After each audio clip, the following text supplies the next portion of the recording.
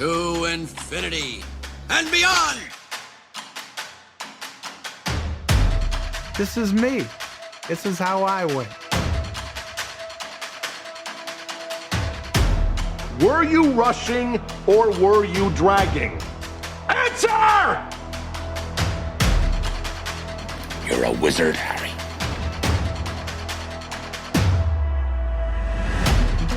Say what again? Say what again? I dare you.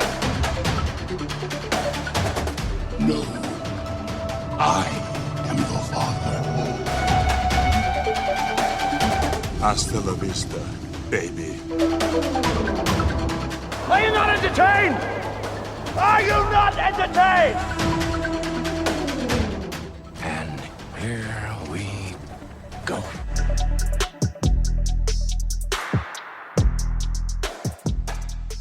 Hello, everyone. Welcome back inside the film room. Zach Goins and Johnny Sobchak. You probably forgot who we are at this point. It has been so long, but we are back to talk about movies, TV, pop culture, anything and everything entertainment. Johnny, how good does it feel to be back inside the film room? It feels great. We're back in it. It's nice and cool in here, away from the summer heat. So it's nice and dark. We're ready to run the film, and there's lots to discuss and that we've been watching lately, I would say.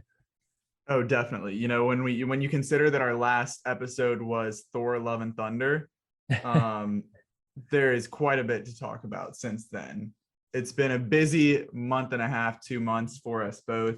Obviously, the cliffhanger of last podcast was leading into my wedding. I can confirm I am a married man now. Got to have the boys together at the wedding. Johnny was there. Former co-host and co-founder Jake Lawler was there. The movie boys were thriving. It was a blast. I'm currently actually using a glass that Johnny gifted me for my wedding for my beverage at this moment. So, you know, it's just a very special podcast to record. I love it. It was a beautiful affair. I will chime in and say that. It was great. It was a good time. But I can't believe we let your wedding distract us from the podcast. The fact that I chose to get married on the day that Where the Crawdads Sing came out in theaters, just poor planning on my part. I mean, be better, Zach. Hey, we all slip up sometimes, but you're admitting your mistake, and all we can do now is just push on. I'm willing to admit that I still have not seen Where the Crawdads Sing. I know it's not supposed to be good, but as a book reader, I still want to see it. I still want to get around to it. Did you like the book? I did. I liked the book. I enjoyed the book. It wasn't like I read it a summer, maybe like 2 summers ago, when it was like kind of blowing up. And so like I was in the midst of the like passion, everybody caring about it so much. And I was like, this was a good book, a fine book, but I didn't understand like the just like overwhelming buzz around it. Right. But still was interested in seeing a movie. But I will say we also had Nope come out while we were on the honeymoon. Did not seek out a theater in Jamaica. Instead, waited till we got home, and then hit the theater for that as soon as we touched down stateside. But that's been that was I want to say I've only seen 2 movies, including Nope. I've only been in the movies twice since we last recorded. So I've been slacking, but I've been doing a lot on the TV front. We'll get into all that in a minute. But first, let's lay down the framework for this episode. We've got our news segment. Obviously, a ton has gone down in the 6 weeks or whatever it's been, 5 weeks since the last recording. We don't want to touch on stuff that's so old, but some big stuff we still have to discuss. San Diego Comic-Con was at the end of July. Almost a month ago at this point. So just going to touch on some of the biggest things there, the DC, the Marvel, all of that. And then we're diving into the meat of the episode, House of the Dragon, Return to Westeros. We're back. Game of Thrones is so back. Episode 1 reactions, thoughts on the show, where we're going to go. So a lot in store. Johnny, of course, first we just have to do some general catching up. Let the people know, what have we been up to lately? How's everything going? How are you, my friend?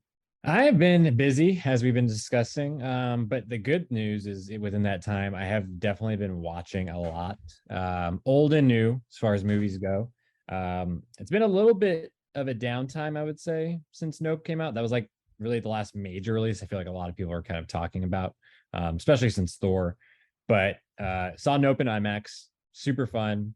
Definitely always an experience with Jordan Peele as far as that's concerned. And then I went to the Art House Theater in my town, saw Marcel the Shell with Shoes On. And that's one of the A24 films this year. Super cute, very funny, made me cry. It's like, I guess it's in competition potentially for like animated like films this year. That's like what A24 is like targeting it for award season. So I'm all for it. I hope it gets in, for the Oscars and other things. I think it definitely deserves that kind of attention. That the way they animate Marcel and all the other Shell characters and whatnot, super fun and cute, and has a good like simple story, but it's got some heartfelt beats to it and a good message. And then also saw Bullet Train, fun little date night kind of movie, nothing too amazing, but pretty fun. And then I also checked out Prey on Hulu, which was like Hulu's biggest premiere ever, I think, for like a movie or show, which was pretty amazing. Hell yeah, brother. Got that hell fire yeah, Hulu brother. social popping off. Yeah, no, they did a really good job with that whole campaign, and the movie lived up to the hype, I would say, for the most part. I really liked it. Kind of like not a bare bones like action like thriller, but it was what you would want from a Predator movie. Like, it had the gore, it had some fun choreography for the action, interesting visuals, And the setting, of course. one thing about it is that I'll just chime in quickly. I also saw Prey. But I have not seen any of the other Predator movies. I know obviously there's like the OG, and then they kind of like slip in and out of quality. But the one thing about Prey, obviously it was a prequel, but they did a very good job of it being like just, I'm gonna drop you into this scenario. We're gonna have this little movie, and then you're gonna leave. Like, there wasn't like we don't need to know backstories or who does this, who, like, the stakes were very clearly established, the characters were very clearly established, and it was like an in and out kind of thing. So that was I enjoyed that. You didn't have to necessarily like know the lore of the Predator fandom. Yeah, no, I totally agree. I thought that it was done really well, and I was very impressed, I would say, with kind of the way they navigated and kind of read that line between knowing basically, enough if you've seen the other films, kind of the setup for it, which I thought was cool, but you still got the kind of fresh eyes as far as like the setting and the character and doing something different. I've only seen the original, so I'm not really super familiar with all the lore and whatnot and backstory, but it definitely stood on its own and still had cool tie-ins to the original. And then as far as movies like experiences lately, I would say the last major one that I had was seeing E.T. in IMAX. That was also super fun. And I hadn't seen it since I was a kid. Like, I hadn't seen it in years. And it was just pretty amazing seeing on the big screen. It looked great. It must have been some sort of restoration they did in the last few years. I have the 4K, which I haven't watched because I knew they were doing an IMAX soon. So, but it was fun. It was, again, I did cry. But John Williams' score, man, seriously one of the best. I think I'm not crazy about the movie. I think it's great. Not one of my favorite Spielberg's overall, but I do think that Williams' score is just like sublime and probably one of his best, and really does a lot to elevate that movie. So that was really cool seeing it in the big screen. And then Jaws is around the corner. I think Labor Day weekend or something is when they're planning for that. So I definitely want to check that out in theaters as well in IMAX. Yeah, I got the email the other day for at Marbles. They're playing Top Gun still in IMAX. They just did the ET revival. They've got Jaws coming up. They've got Rogue One, which I know you hate, but Rogue One with a little Andor teaser. So I might have to start making my way down there for some of these. But that sounds like a productive time at the theater and at home watching stuff. But for me, like I said, movie front, a bit of a letdown as far as what I'm seeing, new releases, but made up for it with some home releases, some Hulu streaming. Like I said, I saw Nope. Very much enjoyed that. Fantastic. I was like a solid like 3.5, like as I was watching it towards the end, and then it just kind of like changed gears. I left the theater. The more I thought about it, the more I read about it. And like, I listened to an interview with a podcast with Jordan Peele and an interview like talking all about it. Mhm. as the more I just like sat with it, I haven't seen it again yet. I'm sure I really want to though. But just the more I sat with it, the more I came to enjoy it, and it creeped up to like a 4, I would say like a 4.25 even. So it was like really, really grew on me. And now that I have a better understanding of it, I really want to go and see it again so that I can kind of like I enjoyed it the first time, but so I can like just have a better experience with it the second time, an even greater experience. But on the continuing at the theater, not okay. Well, not at the theater. Continuing at home, not okay and Prey, both on Hulu. Really enjoyed both of those. Luck on Apple, did not enjoy that one. Basically, it's a Apple and Skydance animated feature, and it was like, what if we made Inside Out, but instead of like feelings and emotions, it was about luck. So there's like this mystical land that people control everyone's luck. There's good luck, there's bad luck, and this is how it's made. This is how it happens. All of this, whatever. Just was not compelling enough to carry any like, emotions and what makes you you. That was like obviously Inside Out like nailed it there. That was something that was like so emotional. And then luck is like, who cares? That I don't really care that much about luck. Anyway, the main character looked very bland, like the design and everything. Like there was that was another weird thing about this movie, is that some of the animation was like very impressive. Like the world looked cool, and then some of it, like if you looked at it for too long, it was almost like the uncanny valley. I think I've had this conversation on this podcast trying to remember that term. But it was like some of it just like did not look good whatsoever, and looked like very stiff. And like I think I wrote on Letterboxd, I was like, some of it is like 1995 Toy Story and some of it is like 2022 Pixar. It was just kind of weird and inconsistent, but did not, unfortunately, I'm an Apple guy through and through, but it just didn't get the job done for me. And then at home, throwing it back to last month, the Criterion Collection sale at Barnes & Noble, I picked up 2. I went with Thief and with The Worst Person in the World. Obviously had seen The Worst Person in the World already. Had never seen Thief before.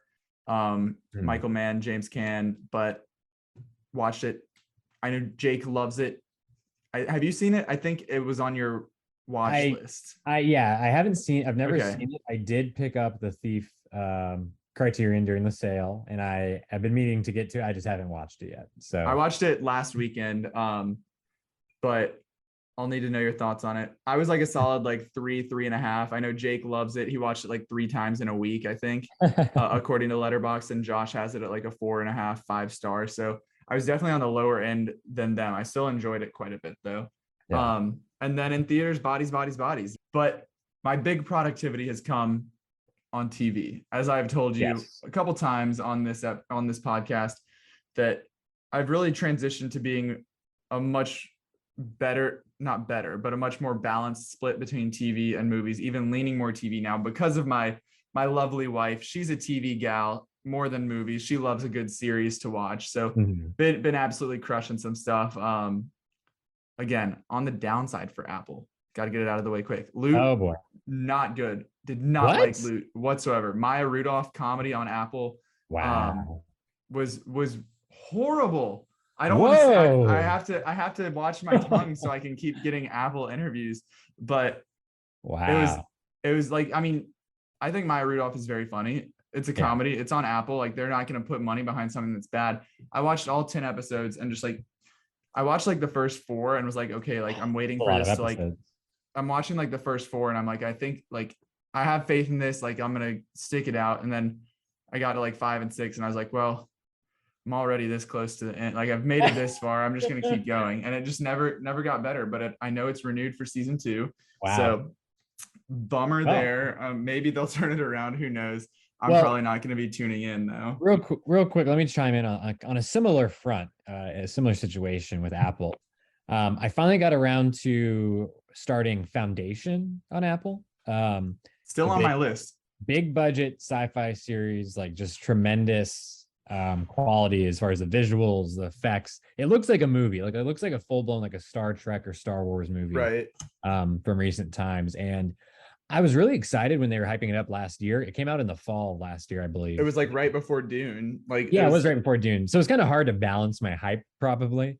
But I was a little timid based on the reviews. Like it wasn't glowing reviews across the board by any means. So I just kind of put it on the back burner.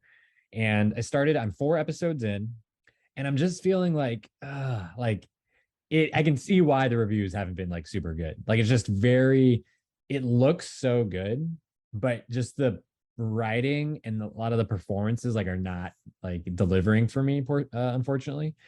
And so I'm hoping, like I'm keeping my fingers crossed. I just got to keep chugging along. It also has been renewed for a second season. Mhm. So part of my motivation is, okay, just get through it. And even if it's not great, maybe the second season will be great and that'll be worth, pushing through. But it's just not right now. I'm just struggling to even keep going past where I'm at. That makes me sad because this is one that it's been on my list since, we talked about it when it was like announced when it was coming out, but still haven't gotten around to it. I was as I was getting through my TV, we just started the morning show and I was trying to convince Rebecca. Had never seen it. So it was just trying to convince, we were trying to pick a new show and I wanted to go Foundation. She wanted to go morning show.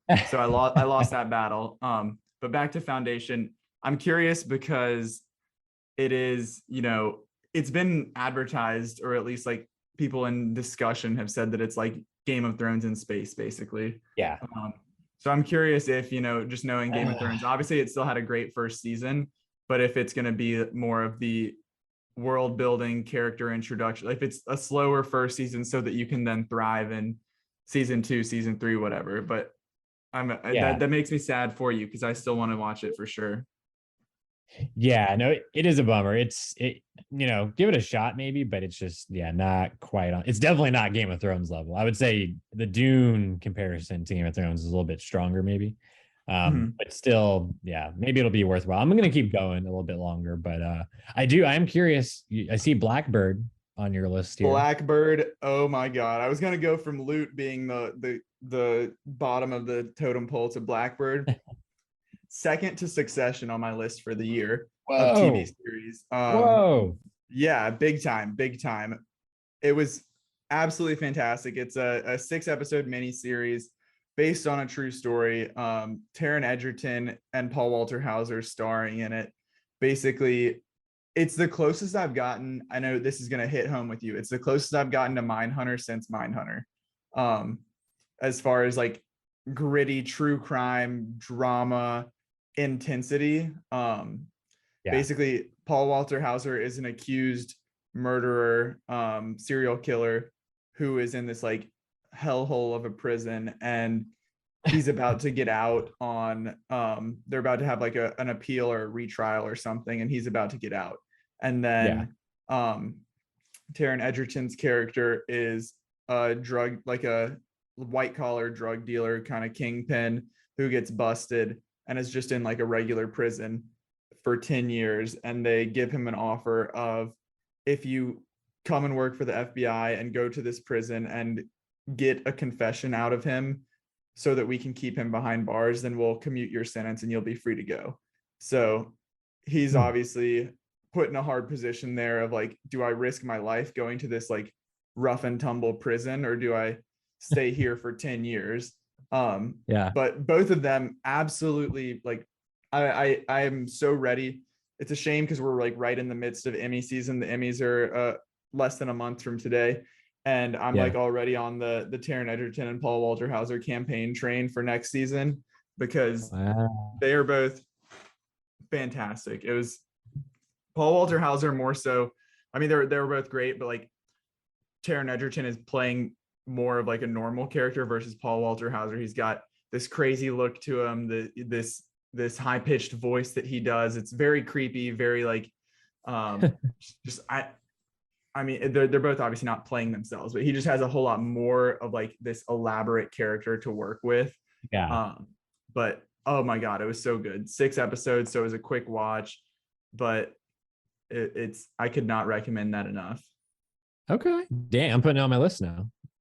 Yeah, if Foundation doesn't work out, you can hop to Blackbird. If it does work out, finish it out and then go Blackbird. But I know it's easy for me to say this, and I literally just talked about Loot not being great, but Apple is like second to HBO, Apple is putting out the most elite streaming series that are being made right now. You know, nothing They have on a good ratio. Yeah, I mean, they obviously don't have the same catalog as a Netflix or like an Amazon or anybody else. Honestly, they're newer, they're more selective with what they make, but what they make is really, really good, with a few exceptions. Yeah, no, I agree. So far, I mean, Severance, as we mentioned earlier from this year, one of the best shows. You're obviously the huge Ted Lasso fan. I still need to hop on that train, of course. But yeah, I mean, they have just been very. Oh, well, while we're on the Apple train, let me throw in my hat in the ring for one of the best shows of the year. For All Mankind, man, you have got to watch this show. Should I start this instead of Foundation as my next show? I think since so. I and know, since I it's a certified Rebecca Johnny Banger. like it. I think Rebecca would like it a lot as well, actually.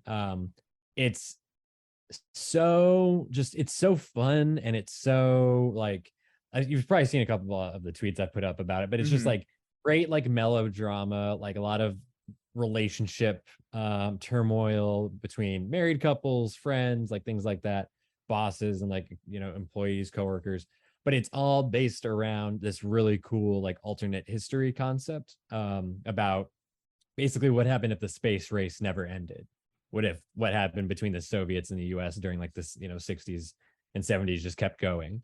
And so it's a really fun concept, and they take it some really cool places. Go in as dark as possible. The less you know, the better, as Tame Impala would say. And I think it is just, the effects are great, and you can really see they just finished the 3rd season a couple weeks ago. Last episode came out. Jaw-dropping, shocking, amazing finale, and they've already greenlit it for season 4. Not enough people are talking about it. Not enough people are watching it, unfortunately. So I'm hoping if we get someone of your rapport on the train, on the hype, yes, we can get more people in there. But I think you would like. I think Rebecca would like it. Reagan and I, when we flew through it.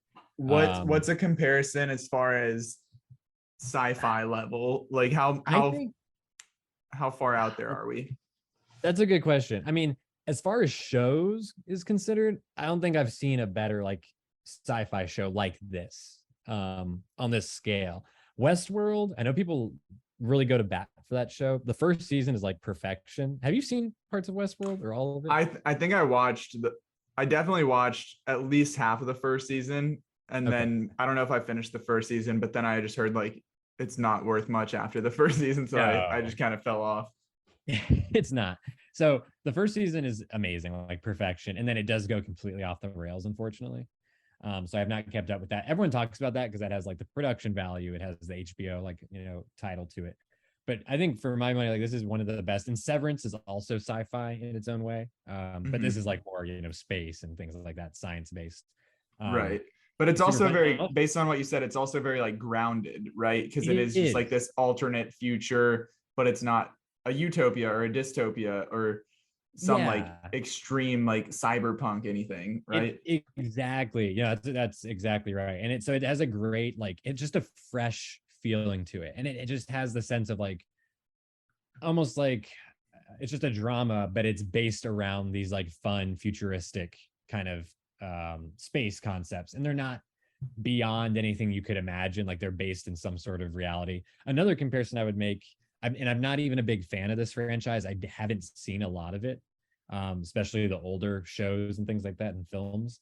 But to me, I feel like Star Trek is a good comparison because it's really about the characters and like all their different dynamics and like their relationships more than it is about like this sciencey, like crazy, like elements in that way. It's really about this group of people, whether they're on Earth, like the ground like team, or they're actually like in space or on the moon. Like it's about helping them like achieve whatever's going on and like running into all the issues like along the way. So that's like another comparison. I think if more people watched it, I think that it would just be like a big hit. Obviously, it must be some sort of hit for Apple because they are chugging right along. 4 seasons deep is pretty big. Season 4 actually just started filming today, so they're moving right along. And with segue, The Boys season 4 started filming today, and I just watched The Boys season 1. So I know that's Yeah. one that I'm far behind on, but playing catch up there. Watch season 1. I'm 2 episodes deep in season 2 right now. But loving that. I know you just finished season 3 with everybody else, so no spoilers there.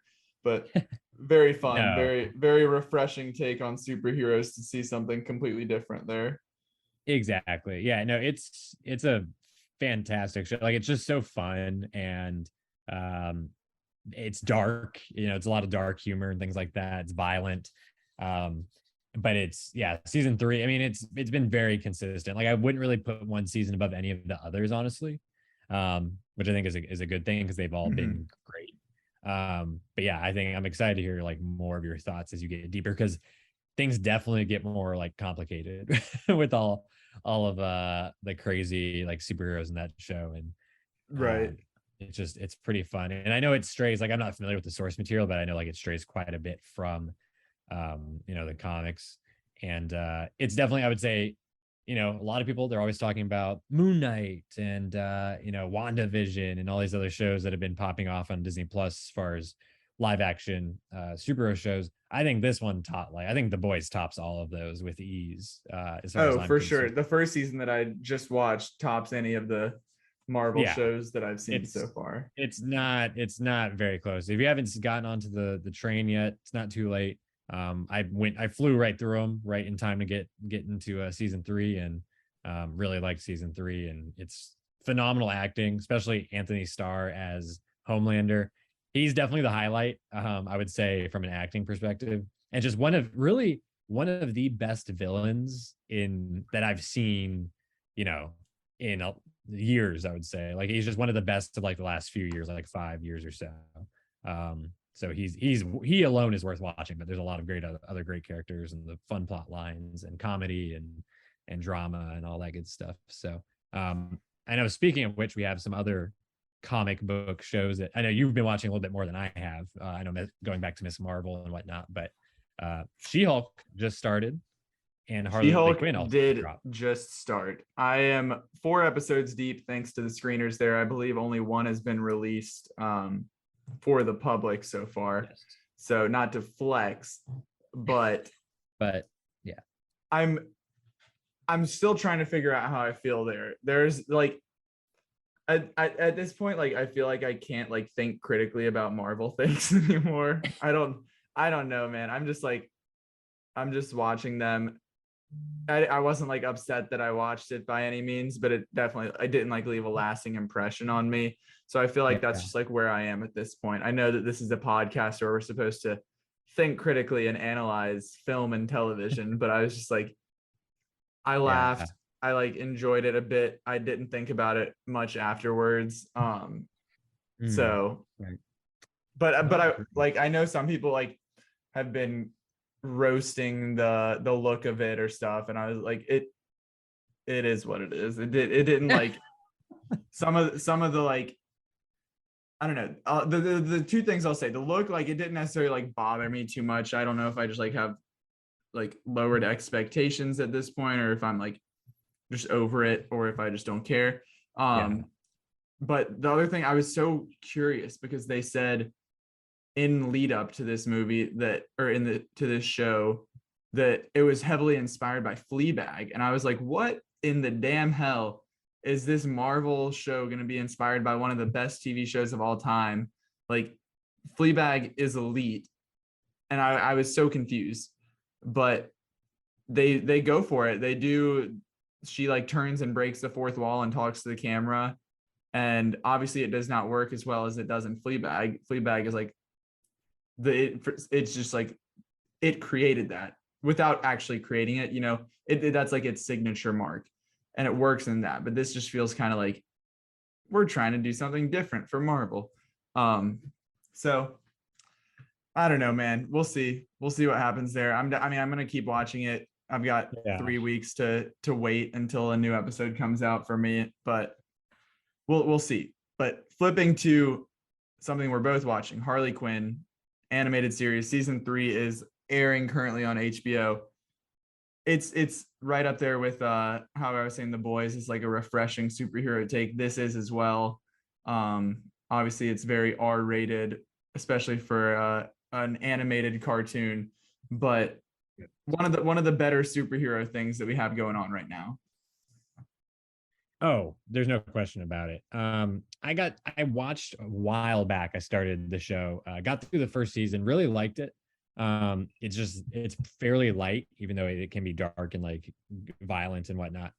And it's like shorter episodes. So went through it pretty quickly, and then I got just stalled. I was just busy doing some other things, and then I knew season 3 was coming quickly, and so I went ahead and threw on season 2, went through that really fast, really liked it just as much, if not more, than the first season. And then I think we're 6 episodes into season 3, maybe. I think they're doing it. I'm not sure if they're doing weekly or what. I think new every Wednesday, maybe, is the new episodes. But I really, really am loving it. I am loving the Harley Quinn, like Poison Ivy dynamic is definitely the best, like part of the show. Ivy. Yeah, no, they're definitely the best, and I'm loving how they've developed the relationship and where they're taking it in season 3. Definitely not one of the shows I love, because they're not relying, because it's almost like a sitcom, right? In some ways, so they're not relying on like the trope of, oh, well, will they, won't they? They're going to break up, they're going to get back together, etc. Doesn't seem like that's the route they're going to go now that they finally committed to getting like together last season. The creators literally said, I don't know if it was pre-season 3 or like as season 3 was airing, but they were like, we're never breaking up Harley and Ivy. Like, this is their show together. Like, they have this relationship, this dynamic, and we're exploring that. And like, sure, they'll have fights and disagreements and stuff, but they're a couple. Yeah, exactly. And so I think what I've liked the most about season 3 so far, apart from what they've done with the Joker over this series, has been so good and so funny. They've definitely put some really fun spins on a lot of characters, including like King Shark, Clayface. But I think I've liked that a lot. And then just in this season with Ivy and Harley, they challenge them as a couple, but they always come to like strong resolutions with like whatever the conflict is. Like, it actually makes sense, and there's like some emotional impact to it. But it's not anything where you're like, you never feel like someone's wrong necessarily. You know what I mean? Like that someone's being made out to be the bad guy. Like, it feels like a normal, like healthy relationship, and they're just like figuring things out, which I think is pretty cool, especially for like an animated show or like a comic book show like of this type, or any show for that matter. But it's been really good. 100%. It's very fun. I binged season 1 and 2 together, and then waited for this season. And it was a long wait for this season, but it's definitely delivering. It's been an absolute blast to watch. I need more Kite Man in there. I know he got one episode basically at the Villy Awards, but yeah, he's a hoot. But I really love, just like you said, all of the characters. Seeing this version of King Shark versus the King Shark from the Suicide Squad, very different. Clayface is super fun too, and it's a really talented cast of voice actors here. Was it Kaylee? Is it Cuoco? Yeah, she's fantastic. Like, she's got to be one of the definitive versions, I would say, at this point. And maybe, I know there's the Batman the Animated Series, there's the games and whatnot. I feel like, to me at this point, 3 seasons, I'm feeling like she's almost like my definitive version. Like, I know everyone's gonna have like their own favorite, but there's just been really great development with Joker, with Poison Ivy, her dynamic with Batman and other like Bat family members. So it's just been really fun, and I feel like her voice acting has only gotten stronger as well. But I think like her, Tara Strong, and maybe like Margot Robbie, given the live action presence, I feel like would be like the really top 3. And then I guess last couple of things I'll touch on here real quick before we move on. Speaking of HBO Max, or HBO in general, just apart from the whole Warner Brothers Discovery cluster that we won't get into at this point, they've been really crushing. They've just been knocking out the park with their shows, and that's nothing new. And speaking of shows versus movies, Irma Vep, I won't define it one way or another, but this is such a fun, different, unique like concept. It's super meta. I'm not going to go into a lot of detail because most people are probably not going to be in love with it. But if you're a fan of something that's just different, that's more like art house, potentially you could say, that's more like European. And like, if you know Olivier Assayas as a filmmaker, if you like Alicia Vikander, I would say give it a shot. I believe it's like 8 or 9 parts on HBO Max, and it's fun, it's different, and it's just an interesting concept. And if you also can watch Irma Vep the movie, I believe it's still on HBO Max. It's from 1995 or 96, I think. It ties in very well, and you can watch it really. I would say watch it before the show, and just see, kind of do some comparing and contrasting. It's kind of a meta trip there that's fun to kind of piece together. And then definitely one of the better things I've seen this year overall. And then lastly, the rehearsal. Oh my goodness, this What a is show. just really like a unbelievable. Again, this is a very unique, different type of program, let's say. Again, it's something where I wouldn't really want to go into a lot of detail, like spoil it for anyone. Just go in and watch it and be prepared to laugh, be prepared to cringe. And on top of that, just to be ready to like appreciate and like analyze and kind of piece together different things that you see throughout. Like, I think it's 6 parts for this first season, and they've already greenlit season 2, thankfully. So looking forward to that. I have no idea how he's going to top it or how he's going to expand upon it. But the first season is one of the most like audacious, unhinged, hilarious, disturbing things like I've ever seen. And Nathan Fielder is absolutely a genius, but also potentially one of those most dangerous people alive. I think that's the perfect way to describe it. I don't know if there's anything further that I can add. It's a genius and a madman simultaneously. Yeah, Batman villain type shit, I guess you could say. So, speaking of comic book villains with Nathan Fielder, the next logical step is to transition into our news segment here, where, like I said, we're mainly going to be focusing on San Diego Comic-Con, what we missed there, but not even the whole convention. We're just going to talk about DC, Marvel, the 2 biggest players that are there, and look at what's in store, what the future holds for both of those.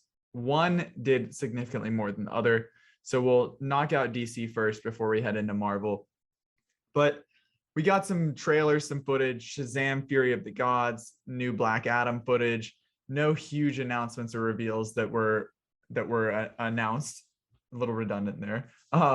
Nothing new necessarily. I know there's a lot, like you alluded to earlier, with the Warner Bros. Discovery merger. Just a lot of uncertainty there. Batgirl got canceled. That wasn't a Comic-Con thing, but just something in the DC world.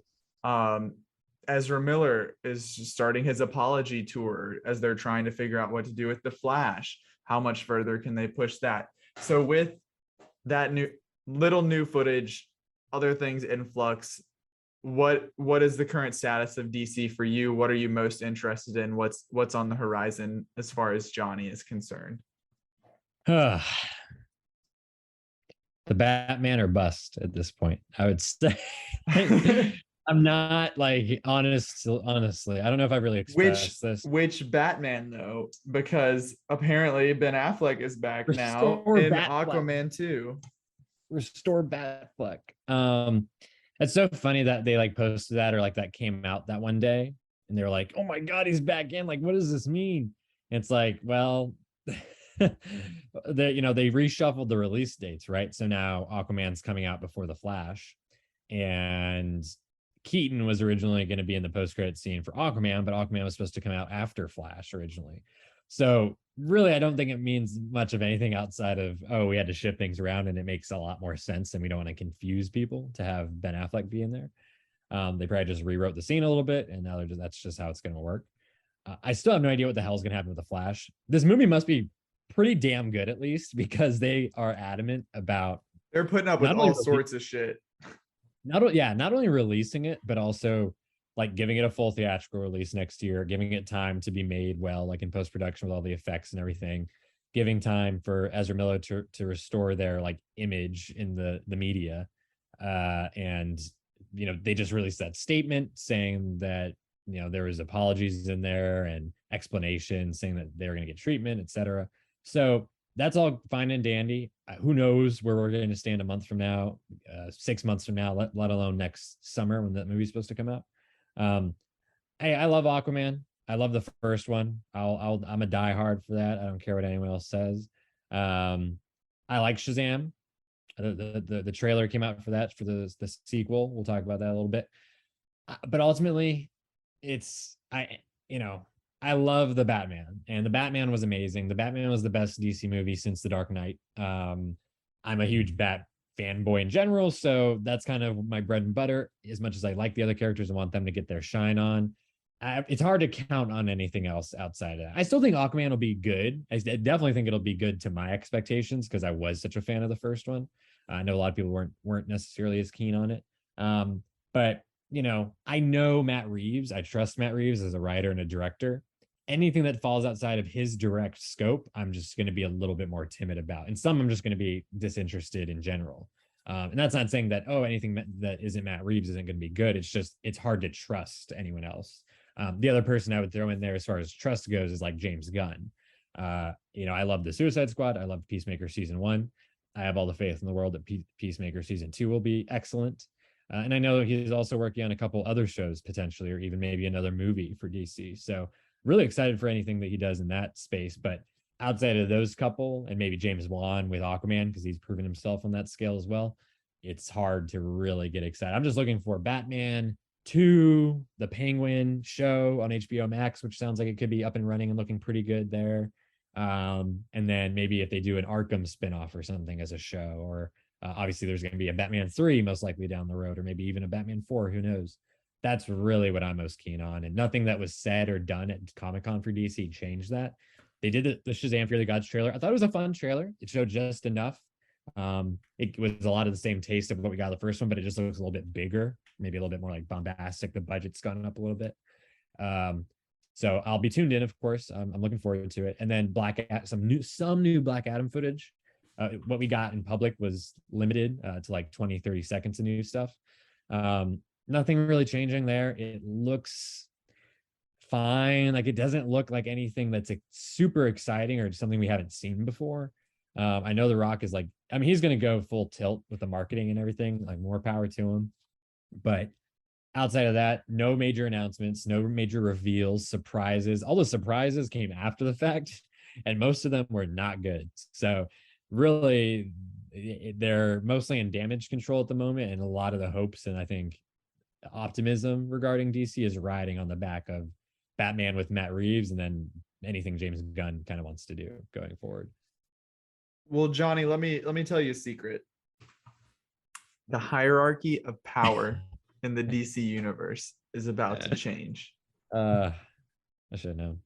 Here we come, October. Catch me rolling up to the theater, bottle of Terramana tequila in one hand, Zoa energy drink in the other hand.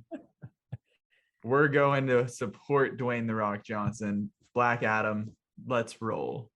No, I'm a realist. Black Adam looks fine, nothing special, but I do love Dwayne.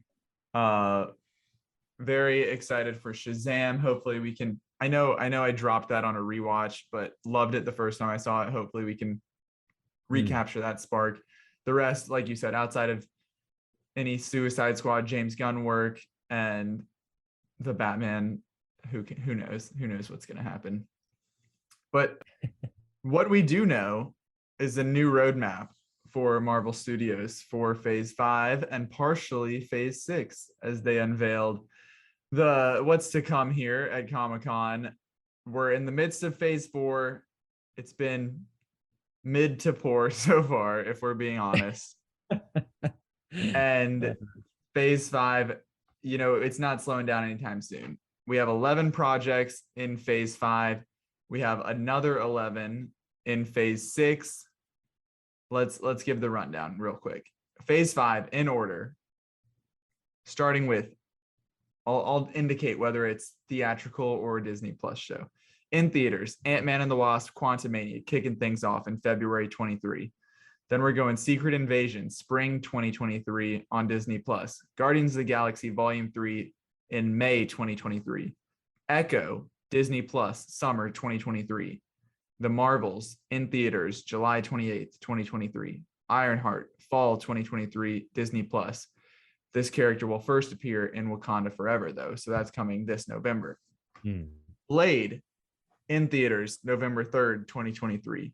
Agatha, Coven of Chaos, the spinoff from WandaVision on Disney Plus. Who knows? Winter 2023/24. Who knows?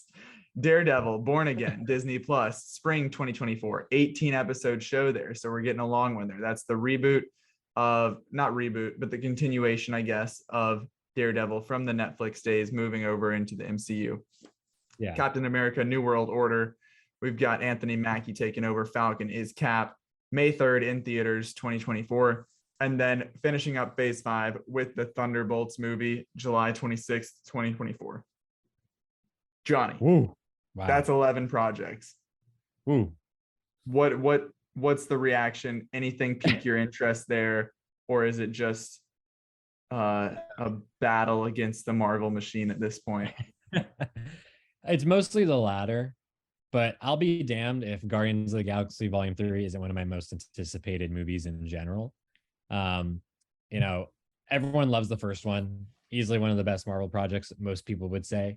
But I'm one of the few that would say Guardians of the Galaxy Volume 2, even better. Maybe the best MCU project overall. Huge fan of that movie. Maybe the funniest MCU movie. Also, maybe the MCU movie that makes me cry the hardest, like every time without fail. So I really loved what they did with those characters where Gunn left them off. A little less keen on what the hell is going on with them, in the wake of Infinity War and Endgame and also Love and Thunder. But James Gunn is back in full control. The little tidbits and snippets that we saw of leaked stuff from the trailer that they showed looked excellent. The little bit of early effects we got looked great. The colors were popping as usual. And the rocket stuff, I'm dreading. I just know I'm going to be sobbing come the end of this movie. It's just looking bleak for my guy. And he's always been a tragic character to begin with, but I just know that we're going to be gutted by this movie, whether it's just Rocket or any other characters, because this is a send-off for these characters. And we've been with them for, 2 of their own movies. They were in a couple Avengers movies, made that small Thor appearance. So that is absolutely far and away my highlight of this slate. Everything else is a pretty big step down. Like I said, Thunderbolts, maybe that could be interesting. I mean, they're ending the phase with that movie, so that maybe speaks to how confident they are about the concept. Wakanda Forever is ending phase 4, so could be something worthwhile there. And it's not a superhero based movie. It's more anti-heroes and villains as a team, so that could be interesting. And then also just thinking about there's probably potential in Daredevil, but I'm really skeptical about what Disney's willing to do with that show, especially in the wake of Moon Knight, which they're like, Kevin Feige was like, it's going to be no holds barred. You're going to see things you've never seen before in a Disney or a MCU, show or movie. And it was just like, it was like whatever, more of the same. Honestly, it was maybe a little bit more blood or something like that as far as those things go. And then Blade. Mahershala Ali, love him, 2-time Oscar winner. Delroy Lindo, amazing actor. I'm just not sold on this being a good fit based on the director, based on the writer. I'm just very nervous about what's going to happen with that particular project. And, there's opportunity there for something to be interesting and unique, but I have no reason to believe that it will be based on what we've seen as of late. Yeah, that was one. Started off very strong, very hot. Almost, I guess 3 years ago at this point was when they announced it back in 2019 in the big slate. And they announced Mahershala Ali then. And then since then, not much has happened, where obviously it'll be 4.5 years between the announcement and when it happens. But my excitement, my faith in that has waned since then. So I'm with you. Guardians 3, probably the highlight of this slate here. didn't watch the original Daredevil show on Netflix, so I don't necessarily have, outside of just seeing people freak out in Spider-Man No Way Home, don't have a ton of insight there. Have plenty of time before spring 2024 if I want to revisit that, but not a ton that's necessarily calling my name here. I guess I'm interested in how they handle the new Captain America. That might be, I feel like that could be a strong end slate with those three, Daredevil, Captain America, and Thunderbolts potentially. But obviously Thunderbolts is kind of like setting the stage for this next team up. We've got, hypothetically speaking, Winter Soldier, Yelena Belova, Florence Pugh's character. I'm looking at some stuff here, like some predictions. John Walker, that was a big one from Falcon and the Winter Soldier that was teased. But some of the other ones, like bringing back Emil Blonsky, aka Abomination, he's in She-Hulk, so we'll see what happens there. But Ghost from Ant-Man and the Wasp, that seems like a stretch to me. I don't know the source material of the Thunderbolts, but that was like a minor villain from one movie that has not been seen since then. So who knows? We'll see. But it's I don't want to say bleak, but I used to, I don't know if this is a me thing or a Marvel thing or both, but it used to be like just waiting on that, just waiting day and night for the next Marvel movie, for the next schedule, for Kevin Feige to throw that dang timeline up on the screen so that we could eat it all up. But you know what? I'm indifferent at this point. Phase 6 partially revealed, another 11 projects. The big ones were set here. So 3 of the 11 have been announced. Fantastic Four, November 2024. Avengers: The Kang Dynasty, May 2nd, 2025. And Avengers: Secret Wars, November 7th, 2025. So that's 2 Avengers movies in 1 year. Talk about MCU overload. Yeah, who knows if that'll end up actually happening. I mean, they put a date down, they can always change it. It does sound crazy as far as how many projects they can shove in there, especially in 2025. We're talking about another one in the winter of 2025, January, February, a couple in the spring, a couple in the summer. Are those shows? Are those obviously films? It could be mutants, could be Deadpool. It's nuts. I mean, it's a lot to kind of try and wrap your head around, and I'm sure it's even worse for the visual effects artists that have been the talk of much discussion lately, especially when it comes to MCU projects. But I don't know. Secret Wars, obviously, that sounds great. King Dynasty sounds really cool. I love Jonathan Majors. I think he was fun in his Loki appearance as the character. But it's all about execution. How does it look? How is it written? How is it directed? Do we know that Daniel Destin Cretton, is that his name? I believe it's the Shang-Chi director, also Just Mercy director. Yes, Just Mercy, great movie. I think he's an interesting pick for the King Dynasty. We don't yet know who's going to direct Secret Wars. Presumably it's going to be someone else.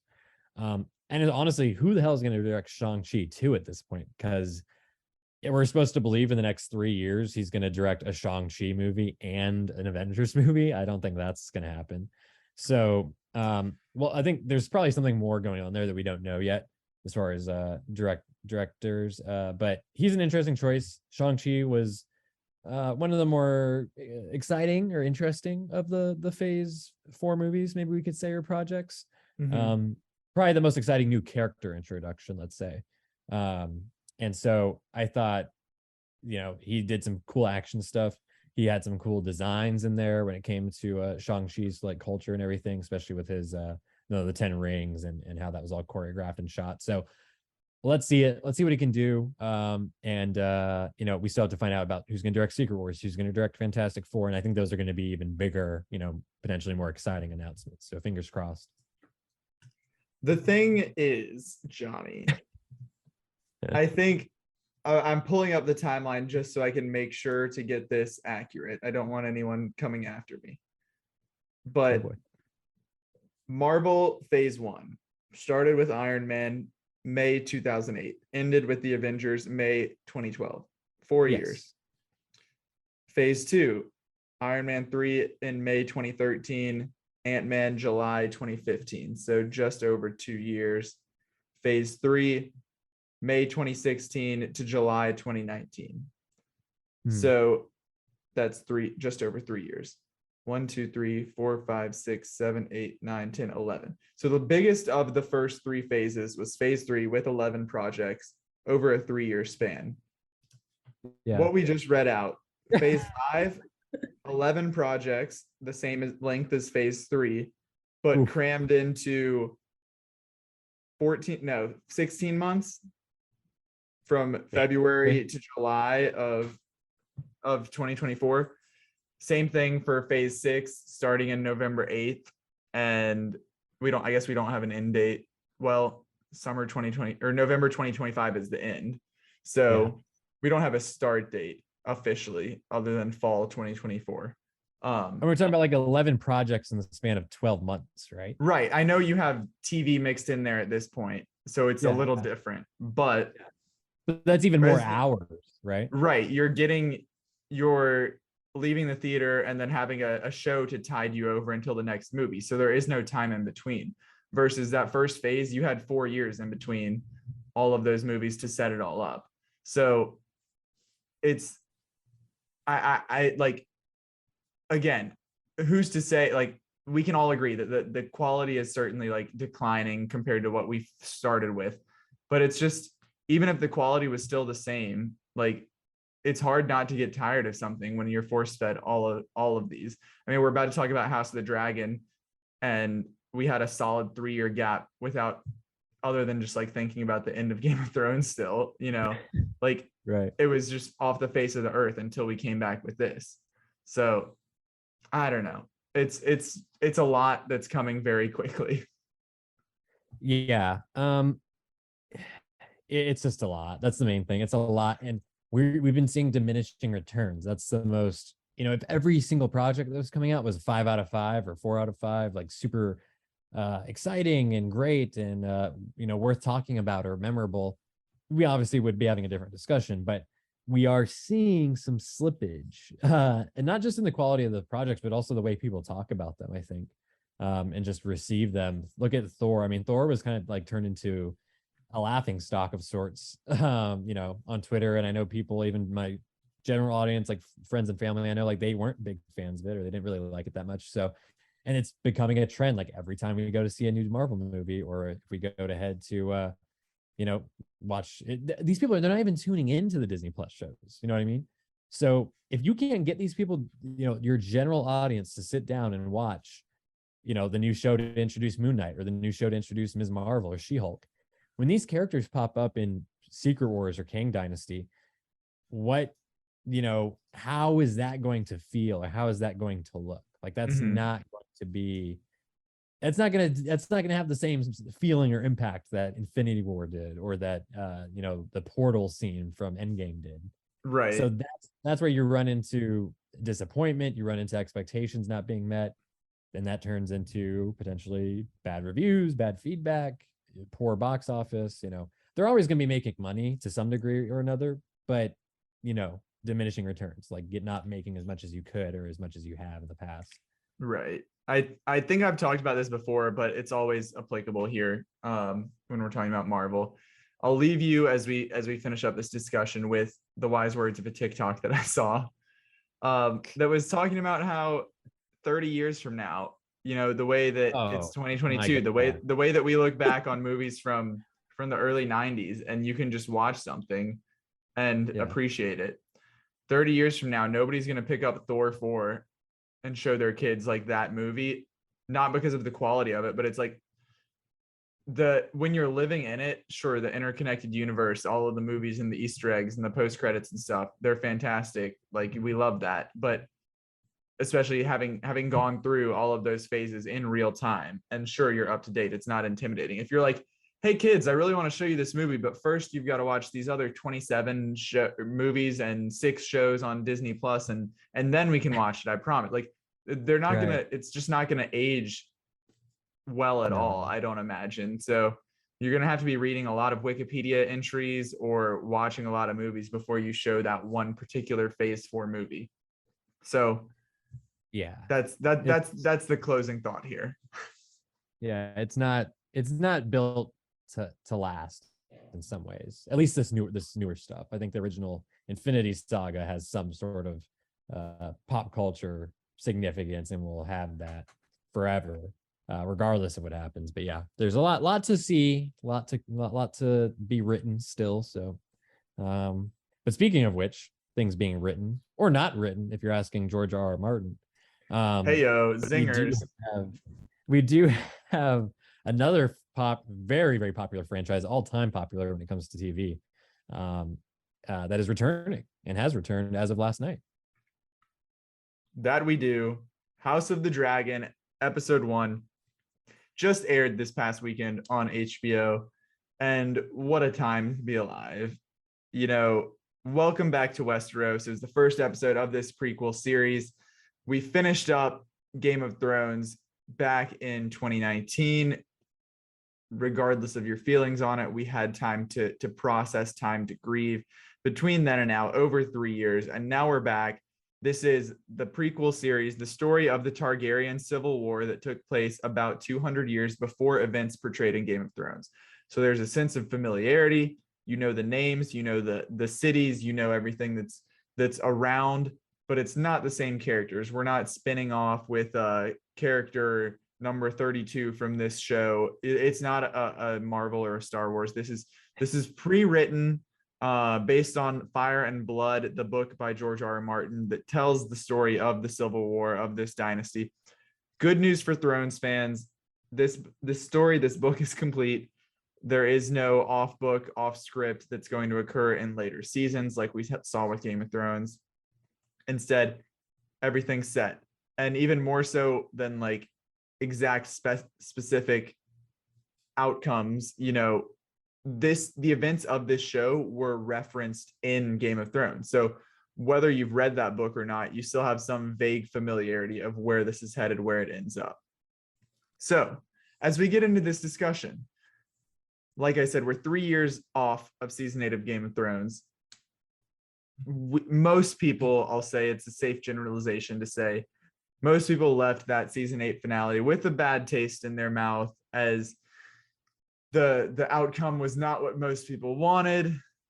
So with that knowledge, what was your excitement level going into this? I know we talked about this show a bit. We were both huge Game of Thrones fans in the movie theater, watching it all season 8 in college. As we headed into House of Dragon, what was the approach? Yeah, so I mean, the approach with this show, I feel like, last night, just sitting down, let me set the scene here. And I tweeted about this last night, just kind of like a Game of Thrones love went on for years, as far as kind of really cultivating that with my own family, with my friends. It was like a pop culture phenomenon on the scale of like a MCU, I would say, at least like the TV equivalent. And so lots of hype around this, of course, looking forward to it for, since it was announced, really. And I came in, got, family. The thing is with my family recently, there's been a little bit of sickness roiling around, a little bit of COVID going on. So unfortunately, we couldn't get the whole gang together. Everyone's fine, but it was a little bit of my sister, or my brother and his fiance wife, my sister-in-law. We got together over at their house. We were the first 3 of my family that really went ahead and watched the original series back starting with season 3. And so it was fun to kind of go to their house and sit in the living room. And Reagan was there after we binged Game of Thrones last year. So we were all up to speed. We were ready to watch it. And I will say we were all very pleasantly, not surprised, but blown away in a way. We were very much into it, more than I think we were even expecting necessarily, with all the kind of like news that we've heard about it so far in the reviews and whatnot. I think for a pilot, for a first episode to kick things off, this was pretty much everything you could ask for, really. Certainly. Definitely agree with you there. Same sort of experience. I'm trying to think. I binged 1 through 6. So I came to it later than you did. for Thrones. Oh, wow. Binged 1 That's through right. 6, watched 7 and 8 live. Was obviously huge fan. We had a spin-off podcast that I hosted with one of my teammates, the Many Faced Pod, that we broke down the second or the final season every episode. We did not record a finale episode because we were so upset. But it's Game of Thrones was huge. It was I still think it's one of the best shows of all times, but beyond just like quality of show, my biggest thing has always been like the community of it all. Yeah. I love streaming, but I hate streaming because I will die on this hill. Give me weekly shows or give me death, man. Stranger Things, we've talked about it with Stranger Things. Like that show is amazing. I love it. But if you put that out, they did barely tried it with the part 1, part 2 here. But if you put that show out weekly, like you would capture people Monday through Friday. Like, that would be the only thing they're talking about, they're thinking about. That's what Game of Thrones did. That's how TV used to be. And then we got into streaming where they just drop everything. I love weekly shows, even with a show like The Rehearsal. It's everyone watching it at the same time. Oh, yeah. Well, not even that. It comes, at least that comes out weekly on a day. But like HBO, if you're not watching at 9 o'clock, you're behind for Game of Thrones, House of the Dragon. That's what I loved. You saw the tweet, the video from New York City where it's like kind of creepy, but amazing. Someone standing outside an apartment building. All of the TVs and all of the windows are flashing in sync because everybody's tuned in. Everybody's watching Game of Thrones or watching House of the Dragon, this first episode. And that's what I am so excited about. I kind of was not necessarily like, I was very excited for this show leading into it. And then like this week got here and I was like, oh man, we're really about to like go back to Game of Thrones. Like I kind of forgot what this is like. And then Sunday morning rolled around and I was like, man, we're about to get the memes. They're about to start flowing again. Everybody's going to be talking about this. The Twitter feed's going to be popping off. And then the show happened. And I have talked about this in the past. Like the pandemic ruined my attention span more so than it already was, because when you turned into like watching everything at home at the same time that like racial protests were going on, like COVID was happening, like breaking news was happening all of the time, it became impossible for me at least to like not check Twitter all of the time, which is very unhealthy. But I found myself like not able to just like watch a show without like either scrolling or pausing and like doing it. It was just like it ruined like the actual like viewing experience. So all of that to say, that's why I love still going to the movies. Separate topic, but just being forced to focus. I was not on my phone at all last night. This is the first time in forever that I was like locked in for start to finish. I like even went on do not disturb mode because I just wanted to watch this. And then picking up the phone immediately at 10:01, going on Twitter, everybody's talking about it. Everybody's tweeting out their thoughts. That's what I missed and what I loved so much about this. I haven't even said a word about the quality of the show, but just the experience. No, you're totally right. It was the first time that I'd like felt this since Game of Thrones was last happening. And that was such a welcome return. And now we'll get into the show, which was also a very welcome return to Westeros, because we've just spent a long time talking about Marvel. We've had MCU shows, we've had Star Wars shows on Disney Plus, these epic sagas, epic stories that should have this like attention to detail, this care, this craft, but everything's just on the digital stage. This is something, Game of Thrones, House of the Dragon is something that like we're one episode in and already I'm just like in love with it, because all of that we came to know and love of the scale, the craft, the detail, the characters, everything from Game of Thrones was immediately present in this. And it was just such a refreshing welcome back to something that is just this grand and this epic. Yeah, I mean, you hit the nail on the head, and you know, we both obviously have a passion for this show. It's not something that we're just kind of passive about. Yeah, that's the original series, even with all my issues and how it went down at the end. There is that communal experience, and I loved, you know, when we were at Chapel Hill, we would go to the movie theater and watch the episodes with a huge. I mean, going to a movie theater to watch a show live. I mean, when does that happen, right? Like in a packed, sold out theater, like nonetheless. And so to have that back and to be back, you know, like I said, with my brother and his wife, who I first started watching the show with like 10 years ago, and to come back and to be just as excited and to be immediately engaged with that world again. And even though it's names we might have heard before, familiar names and faces, it is new characters, and we do have to get used to a different dynamic, and some new history that we have to kind of learn, because it is pretty far removed from what we saw in the original series. So right off the bat, though, yeah, we have this kind of great little cold open. We did not get a title sequence. We did not get a opening credits. Coming next week. Next week is the word. So I'm very excited to see that. But I liked yesterday, even though I was expecting an opening sequence, that I liked that we just got right to business. We had a cool little, almost again, always make this comparison for the last 20 years, but Fellowship of the Ring, kind of like an opening monologue, kind of narration about, you know, history prior and what happened and who did what. That kind of sets the stage for the drama that's going to unfold. And there was definitely drama last night. There was definitely sex and violence and politics, and everything that you want from Game of Thrones was there in spades. And I thought there was some of the best visuals we've ever seen in Game of Thrones. You can tell the budget off the bat is right where it was left off with season 8. Looks fantastic. The effects look great. The cinematography looks gorgeous. Some of the best shots, some of the most striking shots that I can remember in even all of Game of Thrones. Fantastic. I mean, the sound, the score, of course. We got some of the original score, the original theme, but also some new stuff towards the end. And I think they're probably going to lean more into that as the show goes on. At the very beginning, quick pause, at the very beginning, yeah. When that like intro sequence was happening and we had the dragon swooping over King's Landing, and you got that like soaring Targaryen theme that had followed Dany all series. Like it was like immediate chills. Like I was it was like a warm hug bringing me back into Westeros. Yeah, absolutely. And what a choice of an opening like shot, right? Like you're just riding. It's like it's in a basically an effect shot, but you're just going through the clouds and you're following the dragon, and it pops out above King's Landing, above the Red Keep. Which seems like it's still under construction, I think, at this point, or they're adding on to it or something.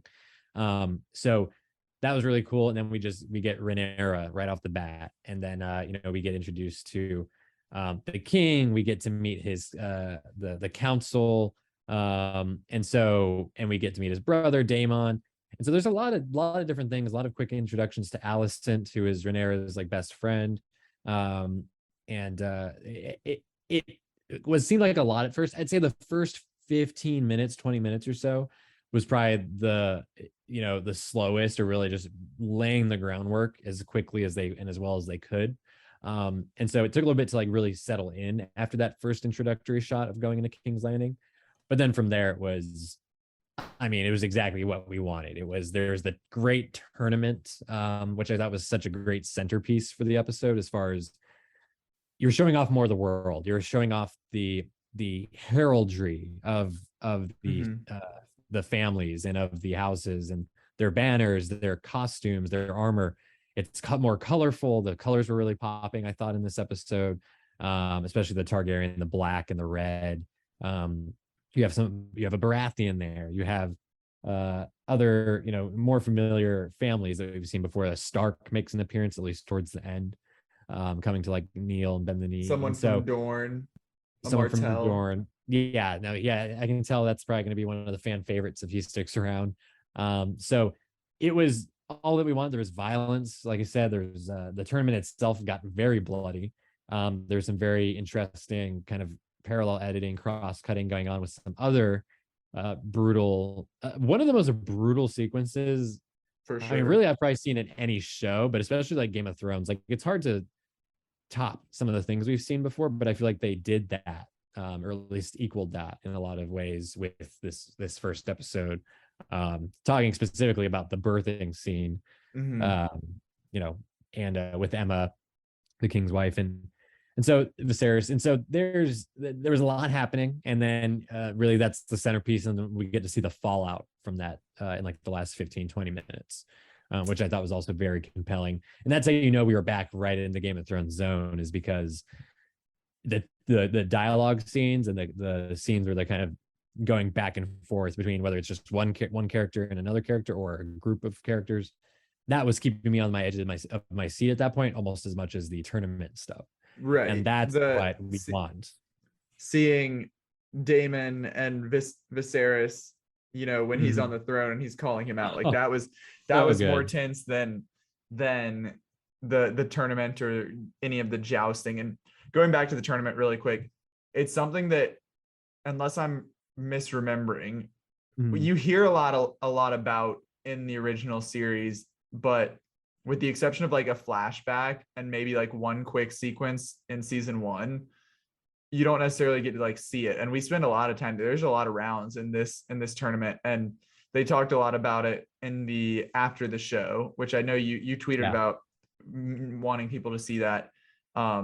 They talked about this being the way that, okay, we're in the pilot, we're not necessarily going to dive in with heavy action sequences, but we still want to have that Game of Thrones signature action here, and we wanted to have that parallel with the birthing sequence that you were talking about. So very, very cool way to incorporate that. And between that and the Gold Cloaks ransacking the city and enforcing their rule, you know, it was more, some of this was more brutal than what we were used to seeing in Game of Thrones. I've seen that as a common review from people who have seen screeners and just talking about the show in general, that this is supposedly even more brutal and violent than what we were used to with Game of Thrones. So that'll be interesting, because I mean, obviously we got some pretty gory and violent stuff with the original series, so we'll see what happens here. But when you were talking about the birthing scene and just the intensity there, something that struck me was afterwards, and this is something that really made me realize how good this show was that we were watching, that we were one episode into, was in the scenes following. We get the funeral, and like, I don't think I've ever teared up one episode into a show before, but no tears fell, but like I was extremely emotionally invested in everything that was going on already. And at that point, I was probably like 40 minutes into this show, and I was like, man, this is we are back, baby. It was so good. I love all of these characters. I love to hate Daemon already. I love Rhaenyra. She's the new Daenerys, obviously. There's just so much to be invested in already, and I'm so excited to see where this goes over the next 10 episodes. Yeah, no, I'm bang on as far as like the comments about like how effective it was with an A there. I thought that that just speaks to how well I thought they kind of laid the groundwork with those characters in the first 20-30 minutes or so. You know, you do feel for these characters, and it's just in the performances. Like I really have to kind of shout out pretty much the whole cast. Like I thought everyone was just really hitting their marks, and just nuances with, there was nothing really too flashy I felt in this episode. Paddy Considine, I think is how you say his name. He is King Viserys, and he has the most, I think, outward emotion, and he's kind of has like the more showy spots, but for good reason. I mean, he's lost significant emotional baggage like in this episode, and I think that he is doing really well so far as the king. I'm curious to see how much of a role he plays. Like I have no idea. I'm not familiar with the source material at all. I don't know what the history of this looks like going forward within the world of Westeros. But I don't know, like I'm super curious, like what's going to happen. Like obviously there's going to be some sort of conflict between Rhaenyra and Daemon as the two heirs, but what does that look like with him trying to maybe force his way to the throne? And they mentioned a lot, especially Ryan Condell, one of the showrunners, and Miguel Sampachik, like they say that they are brothers who love each other. So it's almost like not quite the same as like a Stannis and like a Renly like sort of situation. Like that was more of like they didn't like each other. Like they had a respect maybe, but it wasn't so much like they cared what was going to happen to the other. Like they were willing to do whatever it took. I loved, one of my favorite moments of the episode was Matt Smith, and they mentioned this on the inside the episode, but I clocked it while I was watching it. During the funeral, Daemon, it pops up that you know that there's like some stuff going down, but the funeral kind of like hits you. It's just blindsiding almost the way it's just cut in to the show, and in a good way. And Rhaenyra is just standing there, like she looks shell shocked. Her dad is obviously shell shocked, and it's Daemon who like comes up behind her and it says, you know, they're waiting for you. Like he's like comforting her in a way, and like kind of just he's being like soft, and he's being like a good uncle. And I thought that was just such a nice we know that Targaryens don't do it. Hmm. Oh my god. Yeah, there was Is he that being a good uncle or a good lover.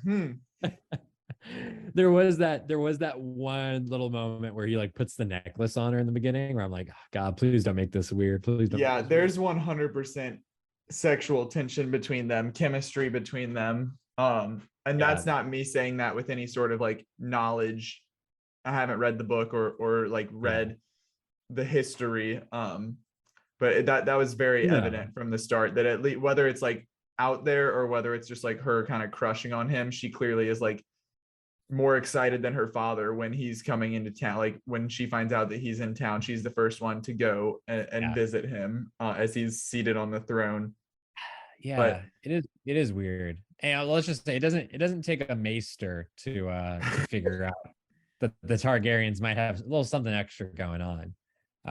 But that remains to be seen as far as actual intimacy in the show, let's say. I will say it's very interesting how like I saw a tweet that included the Targaryen like family tree from the very first Viserys down to like Daenerys and Jon Snow, and I did not examine it because it's so it wouldn't like I guess it would semi spoil things. It would, but, like I would imagine. there's a lot that you can pick. Like I obviously don't know the details of how things would happen, but like just from looking at that, you can figure out by who's connected to who a lot of like the plot lines that we're gonna see unfold. Oh man, I'm interested. So avoid that. If you see it out there, don't click and zoom in. I started to, and then I was like, wait, no, this is way too revealing. But one thing that didn't come into play here in the first episode, but we know will if you watch the What's to Come and if you just are aware of the casting.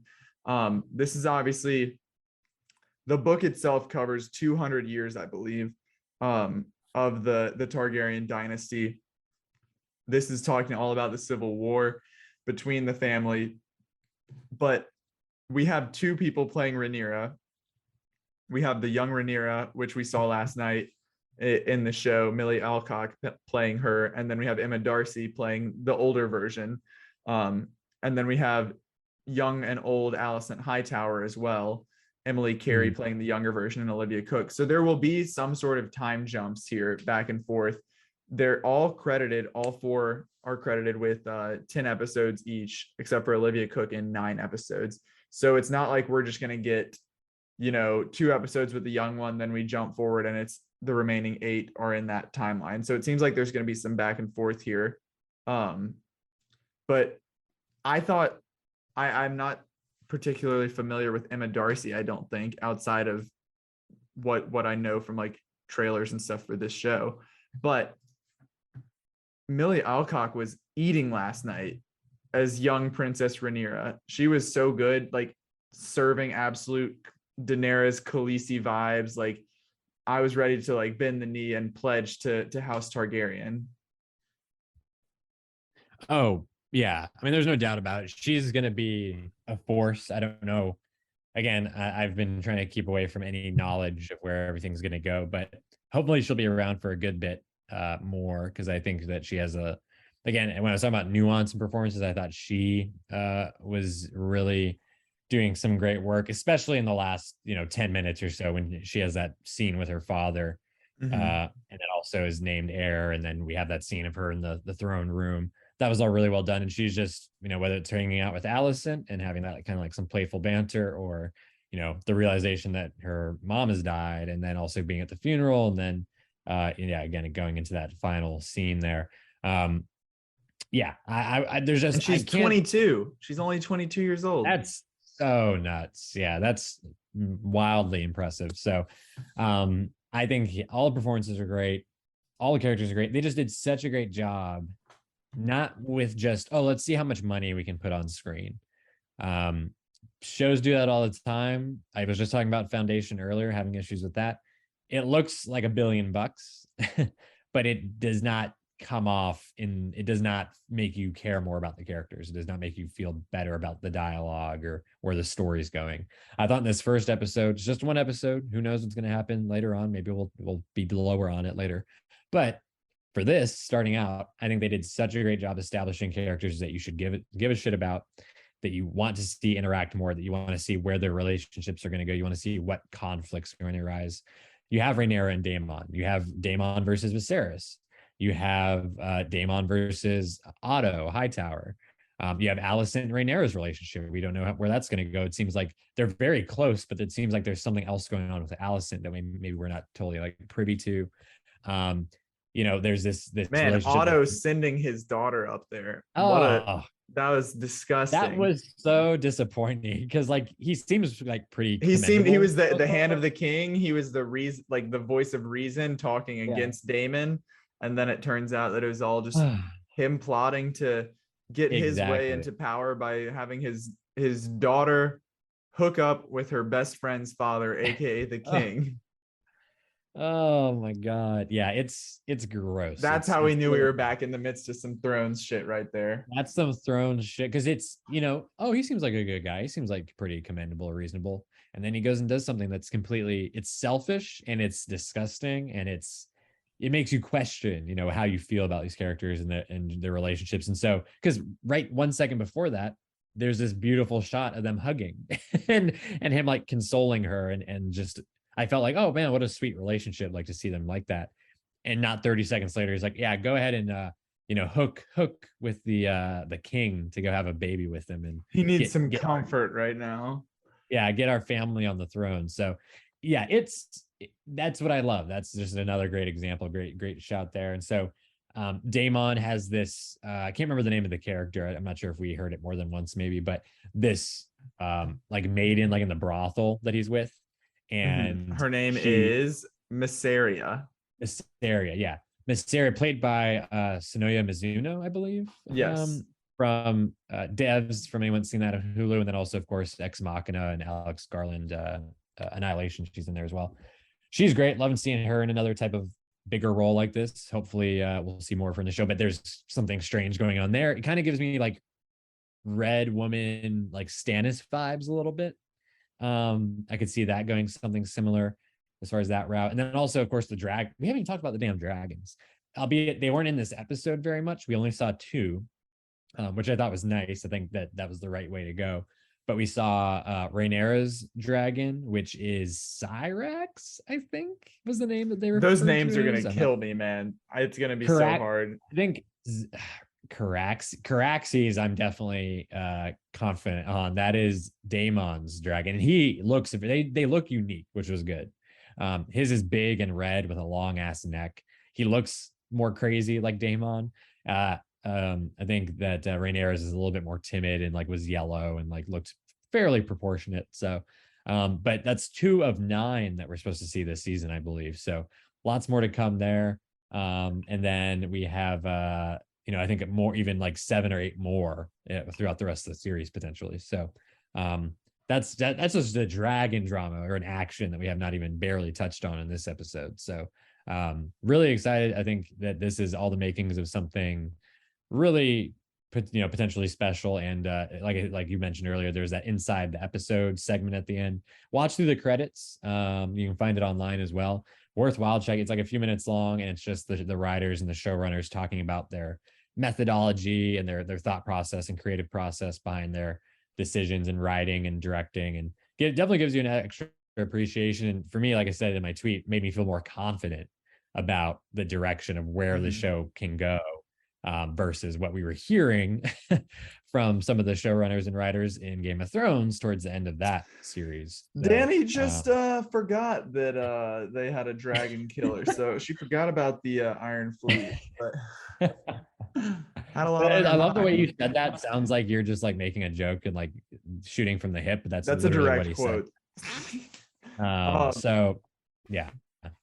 Well, before we wrap up, I one thing that I briefly mentioned earlier, but I want to bring back up is that I think part of why this show worked so well is that like it knew that it had a returning fan base of like people that were going to come back from Thrones, and it was that perfect balance of familiar and new. Like it drew you in, like we talked about earlier, with the similar musical cues, with showing you King's Landing, with an opening title card that tells you very Yeah. explicitly 172 173 years before the birth of Daenerys Targaryen. Like it gives you that familiarity to ground yourself in, and then puts you in these locations that King's Landing, what looked like the Sept, but I believe you pointed out was actually where they were storing the dragons. Yeah. The Dragon Pit, I think, is the name of it.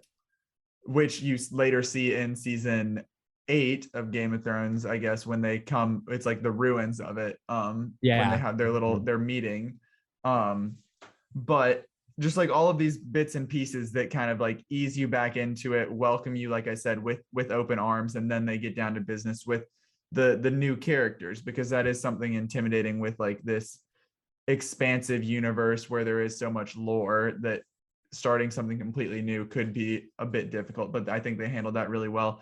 And then there were those nods, not necessarily Easter eggs, which that was something I was curious about, was like, again, going back to like Marvel and Star Wars, where it's so much about recognizing the thing, like, oh, that's the thing from that one, and that's the thing from that one. Like I didn't know, like I expected them not to, but I thought like obviously there's still gonna be like some connections. But it's not like, oh, this is all building up so that we can have an Easter egg of a White Walker or something like that. But like they talk about the prophecy of the prince who was promised, and about the vision of the long night of what we eventually see in Game of Thrones. So it's like cool to like have that there, but it's not shaping this world or this story necessarily. I know he talks about like the weight of carrying that. You see a Stark who's like pledging to support the heir of Rhaenyra, but I think it was like the perfect amount of like familiarity just to like bring you back in before we kick things off with this all new story. Yeah, no, I think that's totally right. And you mentioned that, there's some allusions here and there. There's some minor references or winks to the audience, but it never felt like the point. You know what I mean? It never felt like it was drawing so much attention to itself. And in fact, I feel like some of those things were just more exciting, and not because, oh, I know what that means or this is what that is, but like I know George R.R. Martin said that he wants this show to maybe not a retcon necessarily, but do some things differently that he would have liked to have seen in the original show, and then it ties maybe more into what he's doing with the books. I think that last scene talking about Aegon and like A Song of Ice and Fire, I think that was maybe an example of that, where it's not anything that's changing anything for us necessarily, but it kind of recontextualized things a little bit. And I think that could be interesting. And I don't think we're going to see a whole lot of that, but I think for a season or series premiere, that kind of serves a couple purposes. And I thought that it was effective. So right on. I think that they really did a great job striking that right balance and making a very, very good first impression. Great episode, I thought, just all around, if you couldn't tell. And, For sure. Like I said, confidence is up. Hesitations are low going forward. And I can't wait. I really can't wait for next week. Like as soon as it ended, I was like, damn, I could watch another one right now. But I'm really looking forward to seeing like the community again kind of grow, and the memes every week and discussions. Game of Thrones Twitter is undefeated. I expect the Absolutely. same from House of the Dragon. The memes were popping off last night, so we're in good hands. It's good to be back. Any final thoughts before we wrap up here? No, I mean, I didn't even see. I know they always have that thing in like the weeks to come or like this season or whatever. I actually didn't watch that. I think I've seen it enough. Like I haven't really seen all that much. I felt like a lot of the shots that we saw in the promotion were in last night's episode, which was a good thing. So I'm just, again, trying to keep it blind. I want to hear people's thoughts and theories and things like that. But I'm ready to settle in, and for the next couple months, really just enjoy the ride. For sure. I think we've officially had to shift our recording dates to Monday night so we can talk about the latest episode after we watched it. But that's episode 1. House of the Dragon is back. You bet we're going to be talking about it next week, along with, I believe, hopefully 3,000 Years of Longing, as long as Johnny and I can both get to the theater to check that out. But that's our episode today. Thank you all for listening. Thank you for tuning in week in and week out, or in this case, month in and month out. We promise to be better. We're going to get back down to business here as we get into the fall. But thank you so much for your support. Absolutely. Definitely couldn't do it without you. Definitely makes it a lot more fun doing these shows, and want to get back to a decent schedule here, as there's more coming up in the fall, especially not just House of the Dragon, but I know we got a new Star Wars show, The Rings of Power on Amazon, and of course fall festival season with the movies. So to keep up with all those goodies that are coming your way in the next few months, follow on Twitter, like us on Facebook, follow on Instagram as well, and subscribe on YouTube. Keep up with all of our episodes and other interviews and things like that. Those accounts can all be found at Inside Film Room. And while you're at it, be sure to subscribe to our newsletter, The Rewind, so you can get everything delivered to your inbox. Be sure to subscribe, rate, and review wherever you get your podcasts. We're on Apple, Stitcher, Spotify, Google, Amazon, iHeartRadio, all of the above. And be sure to come back next week for more House of the Dragon and 3,000 Years of Longing. We'll see you then.